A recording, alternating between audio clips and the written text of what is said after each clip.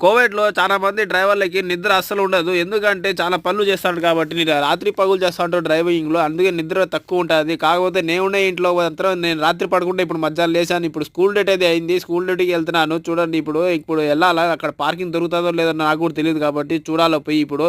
నేనైతే చాలా లేట్‌గా వెళ్తాను. రోడ్డంతా చూస్తే చాలా ఆ పక్క సందులో చూస్తే బాగా నిండిపోయినది. వర్షమంతా రాత్రంతా పడినట్టున్నది. అందుకే బాగా నిండిపోయినది ఆ పక్క. ఇప్పుడు ఈ స్కూల్ డేట్ అయితే ఇదే నాది. ఇప్పుడు పార్కింగ్ అయితే లేదు చెప్పా కదండి. పార్కింగ్ అయితే దొరకదు సామాన్యంగా మనం వెతకాల్సి వస్తుంది.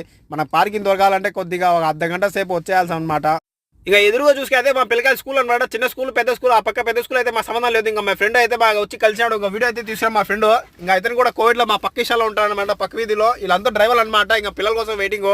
ఈయన వీడియో తీస్తా అంటే ఆయన కూడా సిగ్గుపడినాడు. ఇంకా వాళ్ళ పిల్లకాయలు పోతున్నారు. వాళ్ళ పిల్లకాయలు కూడా వీడియోలు ఫోటోలు అయితే తీయకూడదు, అరుస్తారు అనమాట. ఇలాంటివన్నీ చేయకూడదు అనమాట. వాళ్ళు తెలియకుండా చేయకూడదు. ఇంకా మా పిల్లకాయలు అయితే బండ్లో ఉన్నారు. వాళ్ళు కూడా వీడియోలు ఫోటోలు తీయకూడదు అనమాట. ఈ వీడియో కూడా